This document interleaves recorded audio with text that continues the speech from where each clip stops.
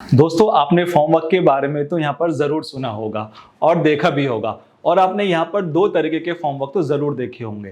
पहला प्लाईवुड का फॉर्मवर्क तो देखा ही होगा और उसके साथ साथ यहाँ पर माइल्ड स्टील का फॉर्मवर्क भी देखा होगा। लेकिन आज के इस वीडियो में ना ही हम माइल्ड स्टील के फॉर्मवर्क के बारे में बात करेंगे और ना ही यहाँ पर हम प्लाईवुड के फॉर्मवर्क के बारे में बात करेंगे।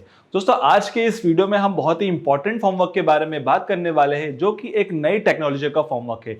जी दोस्तों, आज के इस वीडियो में हम बात करने वाले हैं माइवन फॉर्मवर्क की कि माइवन फॉर्मवर्क होता क्या है, उसके कंपोनेंट्स क्या होते हैं, उसके पार्ट्स क्या होते हैं, उसकी प्रोसेस क्या होगी और उसके जो एडवांटेज होंगे और जो उसके डिसएडवांटेज होंगे वो यहाँ पर क्या होने वाले हैं। तो दोस्तों मैं हूं आपका होस्ट और दोस्त कॉर्पोरेट ट्रेनर अहमद हुसैन। तो चलते हैं इस वीडियो में।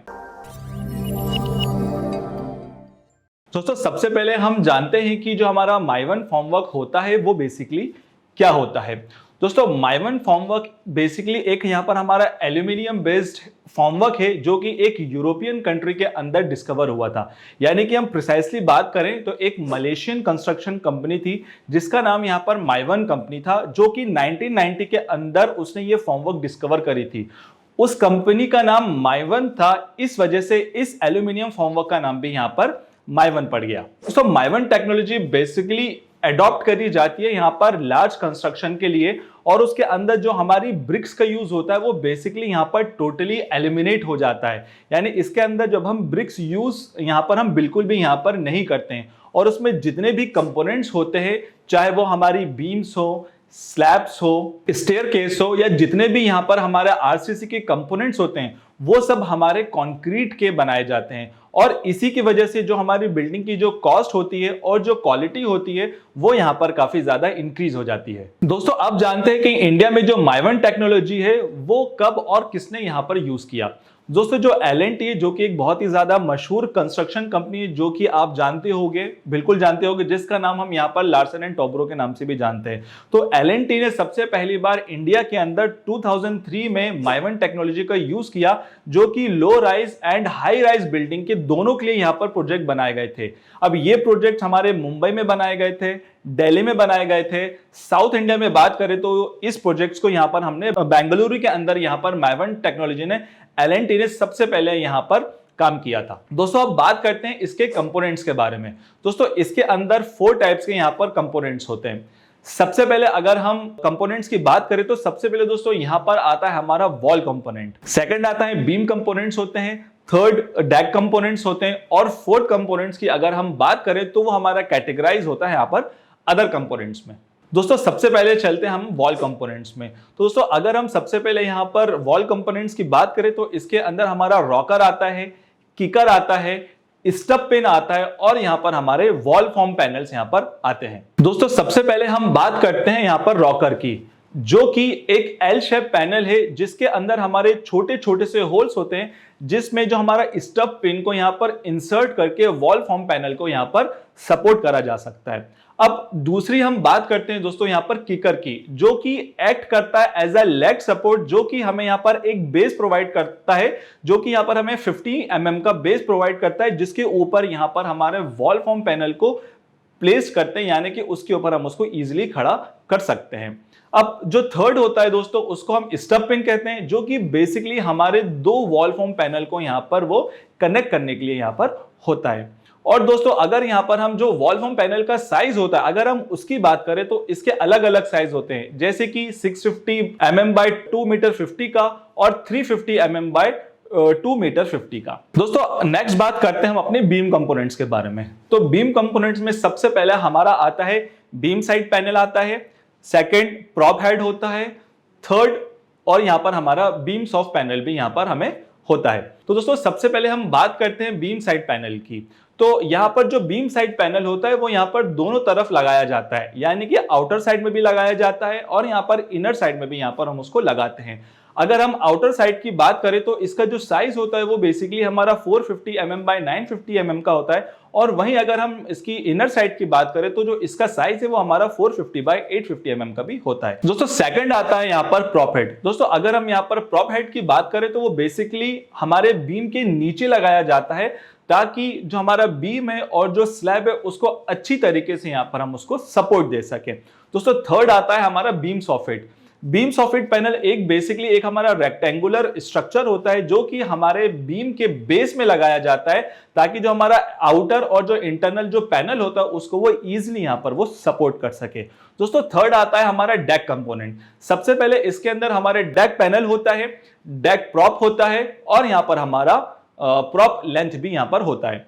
दोस्तों अब हम बात करते हैं डेक पैनल की, कि दोस्तों जो डेक पैनल होता है वो बेसिकली एक रेक्टेंगुलर पैनल होता है जो कि एक हॉरिजॉन्टल सरफेस पे लगाया जाता है, जिसमें हमारी यहां पर स्लैब कास्ट होती है। और अगर हम यहां पर डेक प्रॉप की बात करें तो बेसिकली वो हमारे स्लैब को यहां पर नीचे से सपोर्ट करता है। और नेक्स्ट हम बात करते हैं यहां पर प्रॉप लेंथ की। दोस्तों जो प्रॉप लेंथ होता है वो बेसिकली वर्टिकली सपोर्ट करता है स्लैब को, जो कि हमारे जो स्लैब हाइट है उसके अंदर वो एडजस्टेबल भी यहां पर हम कर सकते हैं। दोस्तों अब हम आते हैं नेक्स्ट हमारे अदर कंपोनेंट्स में। तो अगर हम अदर कंपोनेंट्स की बात करें तो दोस्तों इसके अंदर हमारा एक इंटरनल सॉफिट कॉर्नर होता है, एक्सटर्नल सॉफिट कॉर्नर होता है, इंटरनल कॉर्नर होता है, और यहां पर हमारा एक्सटर्नल कॉर्नर भी होता है जो कि हमारे वॉल फॉर्म पैनल के अंदर लगाया जाता है। दोस्तों अब हम आते हैं इसकी प्रोसेस के बारे में। तो दोस्तों माइवान लगाने से पहले हमें यह बात हमेशा ध्यान रखनी है कि जब भी हम यहां पर माइवान को वहां पर यूज कर सकते हैं जहां पर हमारा जितना भी स्ट्रक्चर होगा वो यहां पर हमारा कंक्रीट का होना चाहिए। तो दोस्तों सबसे पहले इसके अंदर हमें जो हमारा एल्यूमिनियम यानी कि जो माइवान फॉर्मवर्क होता है उसके अंदर हमें यहाँ पर शटरिंग ऑयल भी लगाना पड़ेगा, ताकि आगे जाके जब हम इसको डी शटरिंग करेंगे तो उसके अंदर किसी भी तरीके से वो हमारे कंक्रीटिंग के साथ यहाँ पर नहीं चिपके। दोस्तों वॉल एनफोर्समेंट को पहले से ही हमें यहाँ पर फ्लोर स्लैब के साथ प्लेस कराना होगा, यानी कि हमें पहले से ही स्टील को लगाना होगा जो कि हमारे अलग अलग जो भी हमारे रूम साइज है उसके हिसाब से यहाँ पर हमें रेनफोर्समेंट उसको करवाना होगा। दोस्तों थर्ड हम करते हैं कि यहाँ पर हमें वॉल फॉर्म पैनल को, बीम सॉफिट को, बीम साइड को, उसको हम यहाँ पर अच्छी तरीके से लगा देंगे। दोस्तों वॉल फॉर्म पैनल को हमें अच्छी तरीके से प्लम वॉक के जरिए या लाइन डोरी की मदद से यहाँ पर हमें लेवल में और अलाइनमेंट में एग्जीक्यूट करवाना होगा, यानी कि आगे जाके हमें किसी तरीके से जो हमारी वॉल्स हैं वो हमारे यहाँ पर अनड्यूलेशन के अंदर यहाँ पर नहीं होना चाहिए। दोस्तों उसके बाद यहाँ पर हमें स्लैब डेक को भी लगाना होगा, यानी जिसे हम नॉर्मली स्लैब की सेंटरिंग भी कहते हैं, जिसमें हमारा यहाँ पर स्लैब कास्ट होता है। दोस्तों अब यहाँ पर जो भी हमारी विंडोज देंगे या डोर्स देंगे या किसी भी तरीके का यहाँ पर हमें डक देंगे तो उसके लिए भी यहाँ पर हमें इजीली जगह छोड़ देना है, जो कि यहाँ पर हमें ड्राइंग के अंदर भी दी होती है। और जो हमारा यहाँ पर जो वॉल फॉर्म पैनल होता है उसको हमें अच्छी तरीके से यहाँ पर हमें स्टब पिन की मदद से ज्वाइन कराना होगा। अब उसके बाद यहाँ पर हमें कॉन्क्रीटिंग की पोरिंग करवानी होगी, और हमेशा ये ध्यान रखेंगे कि जो भी हम यहाँ पर ग्रेड यूज करें वो हमारा M30 से ज्यादा का होना चाहिए। और ये भी चीज हमें ध्यान रखनी है कि जब भी हम यहाँ पर कंक्रीट की पोरिंग करवाएंगे तो यहाँ पर हमारे कम से कम 2 लेबर तो जरूर होना चाहिए, ताकि वो हमारी कंक्रीटिंग जब हमारी हो तो उसके अंदर जो हमारी पिन होती है या वेजेस होते हैं या वॉल टाइज होते हैं उसको अच्छी तरीके से यहाँ पर वो चेक कर सके। दोस्तों अब आते हैं हमारी रिमूविंग पे, यानी कि अगर हम यहाँ पर फॉर्मवर्क को कब, एल्यूमिनियम फॉर्मवर्क को यहाँ पर हम कब रिमूव कर सकते हैं। दोस्तों यहाँ पर अगर हम फॉर्मवर्क रिमूव की बात करने की बात करें तो सबसे पहले जो हमारा वर्टिकल फॉर्मवर्क होता है वो हमें 24 आवर्स के बाद यहाँ पर हम उसको रिमूव कर सकते हैं। वहीं अगर हम यहाँ पर हॉरिजॉन्टल फॉर्मवर्क की बात करें तो यहाँ पर हम उसके लिए हमें यहाँ पर 3 डेज यानी कि 72 आवर्स का वेट करना होगा, उसके बाद हमें यहाँ पर इजीली उसको रिमूव कर सकते हैं। और अगर हम यहाँ पर उसकी प्रॉप की बात करें तो यहाँ पर हमें वो 7 डेज के लिए यहाँ पर हमें उसको इसी तरीके से छोड़ना होगा। दोस्तों अब बात करते हैं इसकी एडवांटेजेस की। तो दोस्तों सबसे पहले इसके अंदर जो हमारी फॉर्मवर्क होती है वो एक हमारी हाई क्वालिटी की फॉर्मवर्क है, जिससे कि हमें एक अच्छी तरीके के एक्यूरेट डायमेंशंस भी यहाँ पर मिलते हैं।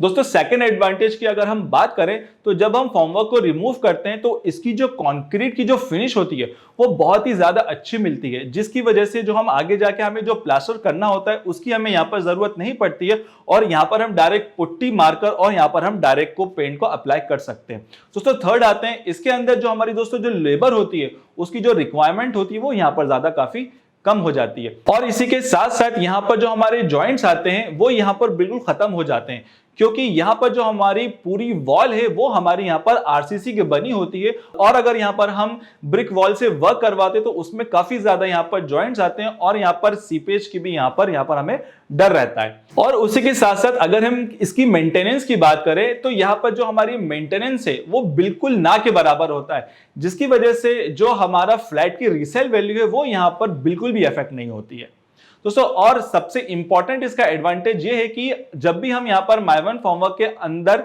कास्टिंग करवाते हैं तो इसके अंदर जो हमारी कास्टिंग होती है वो हमारी 7 डेज के अंदर यहाँ पर हमारी एक स्लैब हम आराम से डाल सकते हैं। यानी कि यहाँ पर अगर आप 1 महीने के अंदर आप एल्यूमिनियम फॉर्मवर्क से काम करवा रहे हो तो यहाँ पर इजीली आपकी यहाँ पर 4 स्लैब यहाँ पर आपकी इजीली डल जाएंगी। अगर वहीं हम ट्रेडिशनल वे से अगर हम यहाँ पर फ्लोर कंस्ट्रक्ट करवाते हैं या कास्ट करवाते हैं तो यहाँ पर हमें एक फ्लोर डलवाने के लिए कम से कम यहाँ पर हमें 25 दिन से लेकर 1 महीना तो लग ही जाता है। और अगर हम इसके यूसेज की बात करें तो दोस्तों जो हम माइवन है उसको हम यहाँ पर 250 टाइम्स तक भी रीयूज कर सकते हैं। दोस्तों अब चलते हैं उसके डिसएडवांटेज पे। तो सबसे पहले इसके अंदर डिसएडवांटेज की बात करें तो इसके अंदर हमें परफेक्ट प्लानिंग की जरूरत होती है, क्योंकि माइवन में अगर हमारी परफेक्ट प्लानिंग नहीं होगी तो आगे जाके हम इसके अंदर किसी भी तरीके का मॉडिफिकेशन यहां पर हम नहीं कर सकते। दोस्तों सेकंड डिसएडवांटेज की बात करें, अगर यहां पर हम माइवन फॉर्मवर्क जब यूज कर सकते हैं जब हमारा यहां पर टिपिकल टाइप के फ्लोर यूज हो रहे हो। टिपिकल टाइप के फ्लोर का मतलब दोस्तों होता है कि जो आपका सेम प्लान नीचे के फ्लोर में वही एग्जैक्ट प्लान यहां पर आपका ऊपर के फ्लोर्स में भी होना चाहिए। यानी कि अगर आपका जहां पर 1 BHK या 2 BHK या 3 BHK का प्लान आ रहा है उसी के अंदर आपके जो टॉप वाले फ्लोर्स है उसके अंदर भी आपका सेम जगह पर आपका फ्लोर्स प्लान यहां पर होना चाहिए। दोस्तों अब हम इसके थर्ड डिसएडवांटेज की बात करते हैं। अब इसके अंदर दोस्तों जो हीट ऑफ हाइड्रेशन होती है वो यहाँ पर काफी ज्यादा होती है, जिसकी वजह से यहाँ पर हमारे वॉल्स के अंदर क्रैक्स आने की जो पॉसिबिलिटी होती है वो यहाँ पर इंक्रीज हो जाती है। दोस्तों अब हम इसकी फोर्थ डिसएडवांटेज की बात करें, यानी कि यहाँ पर हमें अलाइनमेंट करवाने के लिए यहाँ पर हमें स्किल्ड लेबर की जरूरत होती है, जो कि काफी मुश्किल होता है फाइंड करना, जिसकी वजह से यहाँ पर जो हमारी लेबर की जो कॉस्ट है वो भी काफी ज्यादा इंक्रीज हो जाती है। दोस्तों नेक्स्ट डिसएडवांटेज की बात करें, अब इसके अंदर जो इनिशियल कॉस्ट होती है वो काफी ज्यादा होती है, क्योंकि इसके अंदर हमारे बड़े बड़े वॉल फॉर्म पैनल होते हैं और अलग अलग तरह के एक्सेसरीज और पार्ट्स होते हैं जो कि काफी ज्यादा यहाँ पर कॉस्ट इंक्रीज कर देती है। दोस्तों इसकी नेक्स्ट डिसएडवांटेज की बात करें तो दोस्तों जो माइवन शर्टिंग होती है वो बेसिकली हमारे यहाँ पर लार्ज स्केल प्रोजेक्ट्स के लिए होती है। अगर इसमें यहाँ पर हम स्मॉल स्केल प्रोजेक्ट्स के लिए यूज करेंगे तो यहाँ पर हमें काफी ज्यादा महंगी पड़ने वाली है। तो दोस्तों ये सब हो गया हमारे माइवन टेक्नोलॉजी या माइवन फॉर्मवर्क के बारे में। तो आई होप आज का ये वीडियो आपको काफी ज्यादा पसंद आया होगा। अगर इस वीडियो को आपको पसंद आया तो हमारे इस वीडियो को लाइक करें, हमारे बेल नोटिफिकेशन को दबाएं और इस वीडियो को ज्यादा से ज्यादा शेयर करें। मिलते हैं बहुत जल्द नेक्स्ट वीडियो में। बहुत बहुत शुक्रिया।